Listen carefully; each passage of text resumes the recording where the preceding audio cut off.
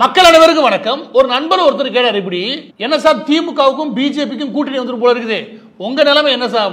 ஏன் நிலைமைனா எனக்கு புரியவே கிடையாது. எனக்கு ஒரு நிலைப்பாடு உண்டு, அரசியல் ரீதியாக எனக்குன்னு ஒரு பார்வை உண்டு. அதுல எந்த இடத்துல நான் மாற போறது கிடையாது, எந்த கட்சிக்குள்ளேயும் நான் கிடையாது. எனவே மாரதாஸ்க்கு என்ன ஆகுன்ற கவலையெல்லாம் தேவையில்லாது.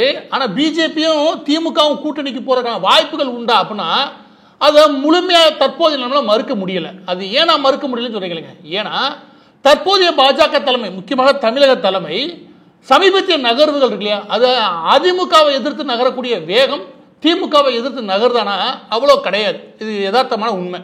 அதுவும் கலைஞர், கருணாநிதி, ஏற்கனவே ஈவே ராமசாமிக்கு வாழ்த்து தெரிவிச்சிருக்காங்க. அப்படியா பாஜகவும் திமுகவும் கூட்டணி கட்சிகளாக மாறி 2026 தேர்தலை சந்திக்குமா அப்படின்றது ஒரு கேள்விக்குறிதான ஒழிய அதை முழுமையாக மறுப்பது இருக்குல்ல. இதை நம்ம இன்னொரு புரிஞ்சுக்கணும். அது என்ன அப்படின்னா, மத்திய பாஜக தலைமை இருக்கு இல்லையா, அது தமிழகத்தின் மீது கொண்டுள்ள பார்வைன்றது பெரிய லெவலில் அதிமுக திமுக ரெண்டையும் பெரிய வித்தியாசத்தோட பார்க்கறது கிடையாது. காங்கிரஸ் தான் பாஜக நேர் எதிரே ஒழிய மற்ற கட்சியின் மீது அவங்க அவ்வளவு தீவிரம் காட்டுறது கிடையாது.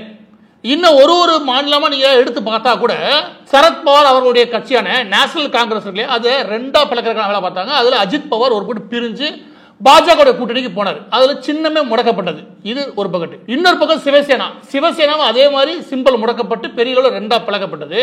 சிண்டே அவர்கள் பாஜகவுடன் கூட்டணி வச்சுட்டாரு.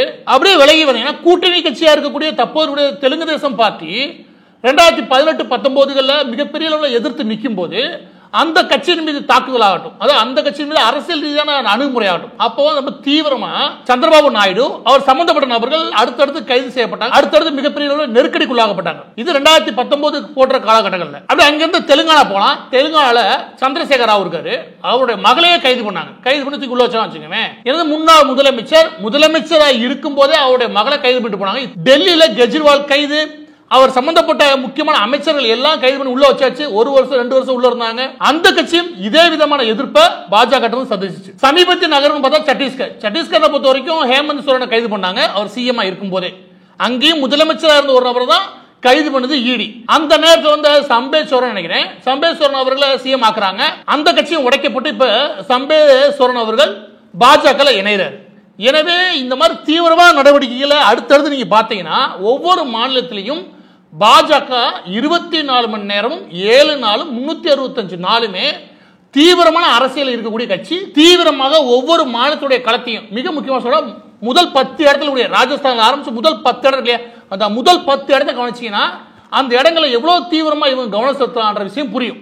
அதை தாண்டி திரிபுரா மாதிரி சின்ன மாநிலத்துக்கு வர அந்த இடத்துல ஒரு எம்பி இருந்தா கூட விட மாட்டாங்க. ஒரே ஒரு இடத்துல மட்டும் பெரிய அளவில் கை வைக்கவே இல்லை. எனக்கு தெரிஞ்சு ஒரே ஒரு மாநிலம் மட்டும் தான். அந்த ஒரே ஒரு மாநிலம் எதுனா தமிழ்நாடு. தமிழ்நாட்டில் இருக்கக்கூடிய கருணாநிதி குடும்பத்தின் மீது அவங்க கையை வைக்கவே இல்லை. கையை வைக்கிறதுக்கான எல்லா வசதியும் இருந்தும் அவங்க வச்சதே கிடையாது. எடுத்துக்காட்டுக்கு கனிமொழி, ராஜா 2 பேர் விடுதலை. அதுக்கப்புறம் உதயநிதி மேல கேஸா இல்ல, தூக்கலாம் முடியும். சபரீசன் மேல இல்ல குற்றச்சாட்டா தூக்கலாம். ஆனா இவங்க யாருமே பெரிய அளவில் நெருங்கவே இல்லை. பேருக்கு ஒரு 2-3 ரைடு நடந்திருக்கிறது ஒழிய யாரு வரையும் கைது செய்யப்பட்ட நபர்கள் கிடையாது. கைது செய்யறதுக்கான வாய்ப்புகள் இல்லை, ஆனா இருக்கு. நாமளே 1008 ஆதாரங்களை வெளியிட முடியும், அவ்வளவு வாய்ப்புகள் இருக்கு. ஆனா கைது செய்யப்படவே இல்லை. அப்ப இத்தனைக்கும் ஊர்பட்ட ஆதாரங்களை நாங்களே எடுத்து திமுக முக்கியமாக கருணாநிதி குடும்பம் இருக்கு, அது செய்யப்பட ஊழல்னா என்னன்னு வெளியே கொண்டு வரதுக்கு எவ்வளவுதான் சிரமப்பட்டாலுமே கூட எப்படி டெல்லி இவங்க சமரசம் பண்றாங்கன்றதா ரொம்ப பெரிய அதிசயமே. என்னைய பொறுத்த வரைக்கும் திமுக தலைமை குடும்பமான கருணாநிதி குடும்பம் இங்க என்ன வேணா பேசும், டெல்லியில போய் சாஸ்தாங்கமா காலையில விழுந்துரும். அந்த மாதிரி கும்பல் வச்சுக்கவே, அப்படி காலுகையில விழுந்தாலுமே கூட ஒரு அரசியல் குறைஞ்சபட்ச வேலை இருக்கு இல்லையா, அந்த குறைஞ்சபட்ச தாக்கத்தை கூட அந்த அனலை கூட திமுக எதிர்கொள்ளவே இல்லை. பாஜகவுடைய தீவிரமான அரசியல் வச்சுக்கோங்க, அதோட வெப்பத்தை தாங்கவே முடியாது எதிர்கட்சினால. அந்த அளவுக்கான வெப்பம் இருக்கு இல்லையா, அதுல கொஞ்சம் கூட திமுகவுடைய தலைமை குடும்பமான ஸ்டாலின் குடும்பம், கருணாநிதி குடும்பம் சந்திச்சதே இல்லை. இதனால மத்திய பாஜக நிலைப்பாடு ஒருவேளை திமுகவுக்கு ஆதரவா இருக்கானா? அப்படி கிடையாது. நீங்க தமிழகத்தினுடைய பாஜக தலைமை என்ன விரும்புதோ, என்ன உங்களுக்கு பரிந்துரைக்குதோ அதான் மத்திய பாஜக நடவடிக்கை எடுக்க போகுது. ஏன்னா தனிப்பட்ட நிலைப்பாடு பெருசா இருக்காது. ஒவ்வொரு மாநிலத்திலையும் பாஜக தான் வளர்றதுக்கு என்ன முயற்சி பண்றாங்களோ அவங்க என்ன விரும்புறாங்களோ அதை செஞ்சு கொடுக்கும். ஏன்னா எல்லா மாநிலத்தையும் உட்காந்து அமித்ஷாவோ மோடியோ உட்காந்து பாக்குறது கிடையாது. தமிழகத்துடைய பாஜக தலைமை என்ன பரிந்துரை பண்ணுதோ அதை தான் காது கொடுத்து கேட்கக்கூடிய நிலைமையில தான் அவங்க இருப்பாங்க. அப்படி இருக்கும்போது இங்க இருந்து என்ன மாதிரியான பரிந்துரைகள் போயிருக்கும்? ஏன் ஸ்டாலினோ இல்லாட்டி ஸ்டாலின் சம்பந்தப்பட்டவர்களோ ஏன் சபரீசனோ இவங்க சம்பந்தப்பட்ட விஷயங்களை நெருக்கடி கொடுக்கறதுக்கு தமிழக பாஜக தலைமை முயற்சி பண்ணல அப்படின்ற கேள்வியை மக்கள் எழுப்புனா அதற்கு பதில் வந்து பாஜகவை ஆதரிக்கூடிய என் போன்றவர்கள் இருக்காங்களே உண்மையிலே பதில் எதுவும் கிடையவே கிடையாது. எனவே மற்ற மாநிலங்கள்ல பாஜக தீவிரமா வளர்றதுக்காக அதிகப்படியான முயற்சிகளையும் அதிகப்படியாக எதிர்கட்சியாக செயல்பட்டு அந்த ஆளுங்கட்சியா இருக்கக்கூடிய இல்லைக்கு தனக்கு எதிராக சித்தாந்தத்தில் நிலைப்பாடு இருக்கக்கூடிய கட்சிகள் மீது தீவிரமாக நடவடிக்கை எடுக்க சொல்லி மத்திய தலைமைக்கு அழுத்தம் கொடுக்குறாங்க. ஆனா தமிழக பாஜக அந்த அழுத்தம் போகுதானா, அது ஒரு பெரிய கேள்விக்குறியாதான் இருக்கு. இது தமிழக பாஜக தலைமையினுடைய நிலைப்பாடு, அதனுடைய அரசியல் தந்திரமா இருக்கலாம். ஏன்னா அரசியலுக்குள்ள வந்தாச்சு 1008 தந்திரங்களை பயன்படுத்தி ஆகணும். அதுல ஒரு தந்திரமா இருக்கலாமானா இருக்கலாம். ஆனா ஈவே ராமசாமியை பெரியார் தான் சமூக நீதியை கொடுத்தாரு, கருணாநிதி சொல்ல மாட்டேன், கலைஞர் சொல்லுவேன். இதெல்லாம் கொஞ்சம் ஓவராக இருக்குன்னு வச்சுக்கோங்க. ஏன்னா அப்படி சொல்றோம், சித்தாந்த ரீதியாக நீங்க திமுகவோ திகாவோ சித்தாந்த ரீதியாக சில விஷயங்களை நிலைப்பாடுகளை மாத்திக்கவே மாட்டாங்க. ஏன்னா அதுதான் அவங்கள உயிர்ப்பட வச்சிருக்கு. எனவே சித்தாந்த ரீதியான அணுகுமுறைன்னு ஒண்ணு இருக்கு இல்லையா, அதையே பணையம் வைக்கிறது இல்லையா. அதாவது ஈவே ராமசாமியை பெரியார் தான் சமூக நீதியை காத்தான்னு சொன்ன போது மொத்தமா பணையம் வைக்கிற வேலை இதெல்லாம். ஏன்னா சித்தாந்த ரீதியாக நீங்க திராவிட சித்தாந்தத்தை வீழ்த்துறதுக்கு வரீங்கன்னா அப்ப அதற்கான சித்தாந்த தெளிவோட நீங்க நகரணும். ஈவே ராமசாமி சமூக நீதி கொடுத்தா நீங்க சொல்லவே கூடாது. அப்படிப்பட்ட ஒரு விஷயம் இந்த மண்ணில் நடக்கவே இல்லை. இவங்களா உருவாக்கின ஒரு விஷயம், இவங்களே உருவாக்கின ஒரு கற்பனை கதைன்னு வச்சுக்கோங்க. அப்போ அதை உடைக்க வேண்டிய வேலை தான் நம்மளோடது. நமக்கு தனிப்பட்ட விதத்தில் எந்த தனித்துவமான குணம் இல்லைன்னு ஆயிரும். எனவே ஒரு பக்கம் ஐடியாலஜி, இன்னொரு பக்கத்து கடைசியாக முடிக்கும் போது ஒன்று சொல்லிடுறேன். அது என்னன்னா, இப்போ சபரீசனை கைது பண்ண முடியாத அளவுக்கு அவங்க புத்திசாலித்தனமா இருக்காங்களா? கிடையவே கிடையாது.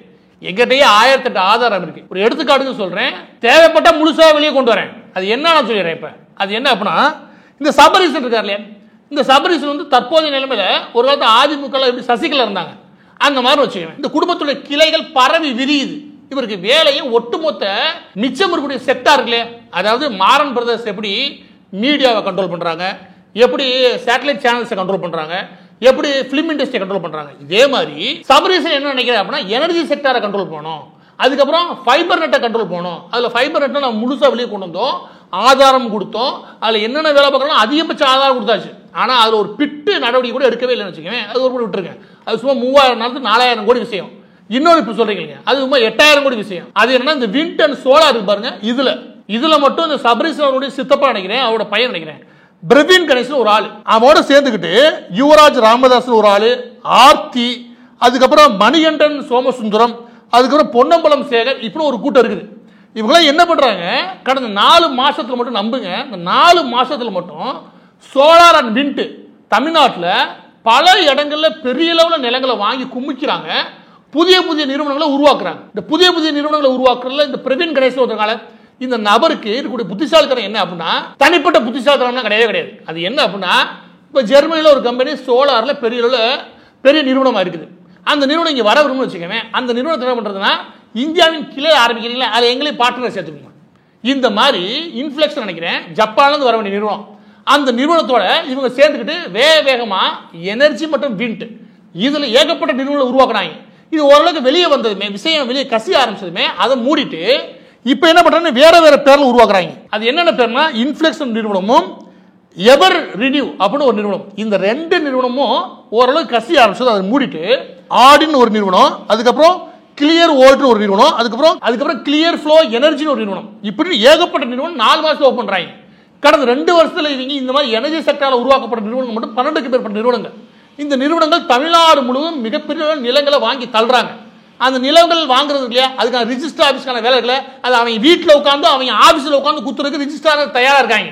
இந்த லட்சத்தில் நாடு போய் இருக்குது. இது ஏறக்குறைய எனக்கு தெரிஞ்சு 8000 9,000 கோடி. அதாவது இவங்க என்ன திட்டமிடுறாங்க அப்படின்னா, அதாவது சபரீசன் எப்படி திட்டமிடுறாருன்னா, எப்படி மாரல் பிரதேச ஒரு செக்டாரை முழுசா கைப்பற்றுறாங்க, அதே மாதிரி எனர்ஜி செக்டார் நம்ம கைப்பற்றணும் எப்படி, அதாவது அடுத்த 15-20 வருஷத்துக்கு ஒரு அக்ரிமெண்ட் போட்டு கைப்பற்றிட்டோம்னா நிரந்தரமா முக்கியமான இடங்கள் நம்ம கைப்பற்றிட்டோம். அப்ப கவர்மெண்ட்டுக்கு நாம தான் கொடுத்தாகணும். எனவே இது தனியார்மயமாக்கப்படணும், அந்த இடத்துல நாம தான் அந்த தனியாரா இருக்கணும். இதுதான் சபரீசனோட ஆசை. அப்ப இன்னைக்கு அது 15-20 வருஷம் அக்ரிமெண்ட்டுக்கு குத்தகை கொடுத்துறாங்க. அது எல்லா இடத்துலயும் இவங்க என்ன பண்றாங்க, எந்த காசு செலவு இல்லாம வெளிநாட்டுல இருக்காங்களே, வெளிநாட்டுல கூடிய நிறுவனம் கொண்டு வந்து இவங்களே அதை போட்டு இவங்க கம்பெனியா மாத்துறாங்க. இதுக்கான நிலத்தை கையகப்படுத்துறதுல இதுக்கு கருப்பு பணம் பெரிய அளவு புழங்குது. ஏன்னா ஏகப்பட்ட கருப்பு பணம் இருக்குது, அதை ஒயிட்டாவும் மாத்தியாச்சு. இந்த வேலையை தான் தமிழ்நாட்டுக்குள்ள தீவிரமா பண்றாங்க. இதுக்கு எல்லா ஆதாரமும் கொடுக்க தயார். இதை எடுத்து பெரிய அளவில் மோதி பார்க்கறதுக்கு இங்க எத்தனை பேர் தயாரா இருக்காங்க எனக்கு தெரியவே இல்லை. எனவே நான் புரிஞ்சுக்கிட்ட வர என்ன அப்படின்னா, தமிழகத்தின் எல்லை வரைக்கும் கூடிய அரசியல்ன்றது வேற, நாட்டின் எல்லை தாண்டதுக்கு அப்புறம் அரசியல்ன்றது வேற. எனவே எல்லா மாநிலங்களுடைய தலைமை என்ன சொல்றாங்களோ அதை தான் காது கொடுத்து மத்திய தலைமை கேட்க முடியும். புதிதாக அவங்க ஒன்று உருவாக்கி இவங்க கொடுத்தா வச்சுக்கோங்க, அதுக்கு வேலைக்கு ஆகாது. அந்தந்த தலைமைக்கு ஒரு ஸ்டைல் இருக்கும், அந்த ஸ்டைலோடய நம்ம போறது நல்லது. எனவே தமிழகத்தை பொறுத்த வரைக்கும் இந்த ஸ்டைலில் தான் போறாங்க. இந்த ஸ்டைலில் போனால் பாஜகவும் திமுகவும் கூட்டணி அமைக்குமான்னு கேட்டீங்கன்னு வச்சுக்கோங்க, மறுப்பதற்கு இல்லை. ஆனால் மாரிதாஸை பொறுத்த வரைக்கும் திராவிட ஸ்தானத்தை ஏற்கிற ஆளும் கிடையாது, அதோட ஒத்து போற ஆளும் கிடையாது. அதனால திமுகவுக்கு சலாம் போறதுக்கு நானும் தயாரும் கிடையாது.